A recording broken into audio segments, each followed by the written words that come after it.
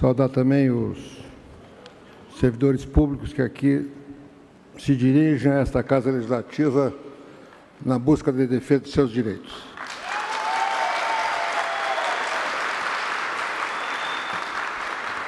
Hoje nós temos na pauta 2 projetos de lei que se pretende votar.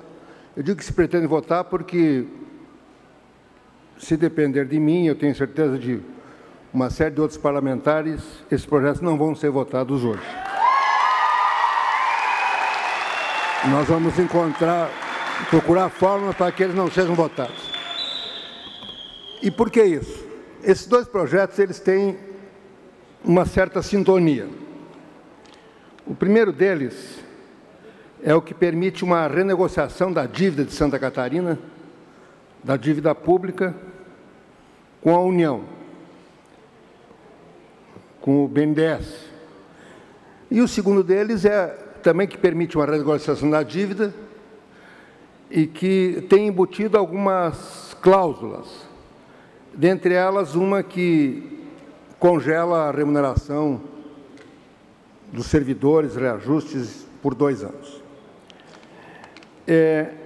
O Brasil é um país extremamente injusto. Aliás, há uma discussão clássica envolvendo 2 pensadores lá do século XIX, um chamava Thomas Paine e outro Edmund Burke, e a discussão deles na época era a seguinte: o Paine, que era naquela época o mais progressista, dizia que o Estado é que tinha cuidado das coisas, o Estado é que tinha cuidado dos mais pobres. E o Burke dizia assim: não, os mais pobres têm que ser cuidados pela caridade dos mais ricos. Os ricos enriquecem e vão cuidar atender os mais pobres. É mais ou menos um pouco da discussão que persiste atualmente. As pessoas mais pobres, claramente, elas dependem do Estado.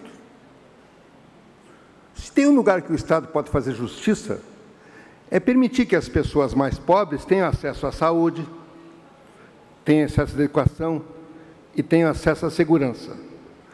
As pessoas têm... O Estado precisa procurar... Claro que não vai garantir para tudo, para todos, evidentemente. Às vezes a coisa não é possível tudo a todos, mas é preciso tentar. É preciso trabalhar para isso. O que nós vemos, entretanto, no Estado brasileiro? O Estado brasileiro é um Estado que transfere fundamentalmente o dinheiro para os mais ricos, achando que daí os ricos vão atender a população mais pobre, não é? Naquela lógica que prevaleceu, daquela lógica do Estado mínimo. E o que faz o Estado brasileiro? Dá subsídios, incentivos fiscais para os mais ricos, empresta dinheiro. E o Estado de Santa Catarina é diferente, falei hoje de manhã.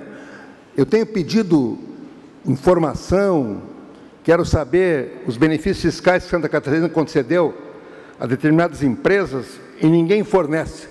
Dizem que é sigilo. Ora, sigilo. Mas são bilhões de reais que saem do setor público para os grandes empreendedores, para as grandes empresas. E esses acordos que são feitos, desses incentivos, nem sempre são republicanos, porque são meio por baixo do pano, depois há financiamento de campanha, uma série de coisas. E isto, numa política equivocada do governo, ao longo do tempo, leva a uma situação que, evidentemente, todo mundo sabe, tem uma situação difícil no país. O poder público está com dificuldade de dinheiro. Mas qual é a ideia que o governo sempre tem? A primeira ideia que vem quando um governo está com dificuldade.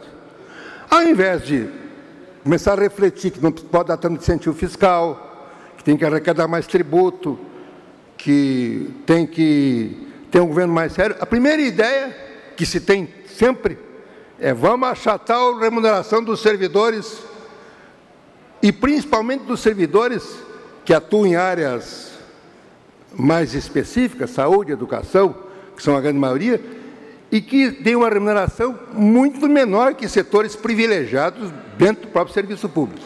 Esta é sempre a primeira ideia. Então, a primeira ideia é a seguinte: vamos achatar a remuneração. O Estado está quebrado, está com dificuldade, vamos congelar.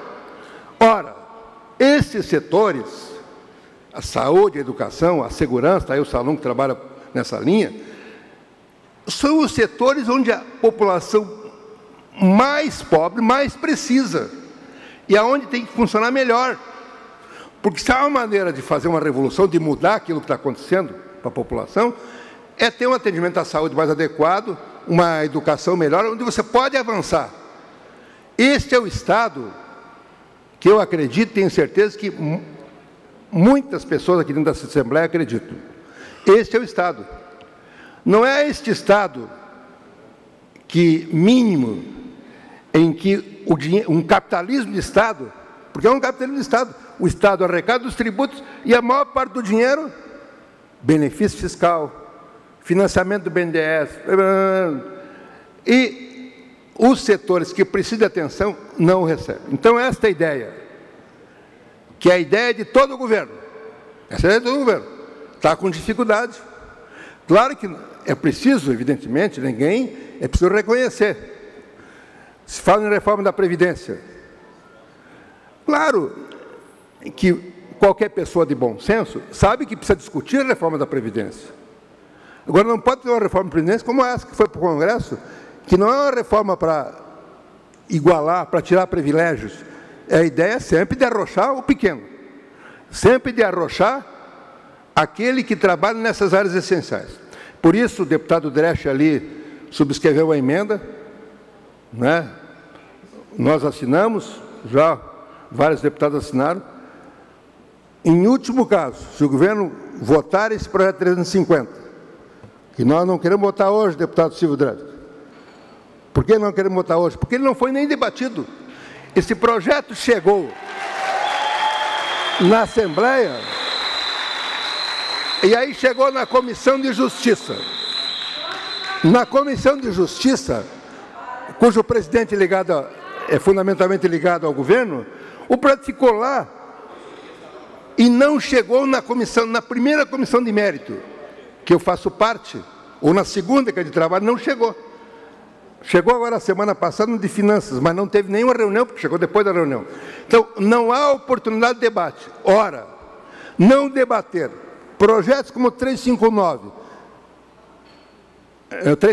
que envolvem um refinanciamento de milhões de reais, e o 360, que mexe na vida das pessoas, dos servidores públicos, de áreas tão importantes para a população como saúde, educação e segurança, em áreas que fazem a diferença para a população mais pobre, porque um governo não pode ser o governo dos empresários. Um governo não pode ser aquele governo que vai trabalhar em meia dúzia de coisas e deixar para que a sociedade resolva. O governo existe para produzir igualdade. E só é possível produzir igualdade atendendo fundamentalmente essas áreas que são as prioritárias. Envolve, evidentemente, quando eu falo em saúde e educação, a seguridade social como um todo. Por isso, vocês que vêm aqui para lutar pelos seus direitos, e não apenas pelos direitos, não pelos direitos de vocês apenas, pelos direitos do cidadão, porque nós precisamos, mais do que nunca, porque quando o país está em dificuldade financeira e econômica, precisamos consertá-la. Mas se é preciso atrasar uma ponte, se atrase a ponte. Se é preciso atrasar a estrada, que se atrase a estrada.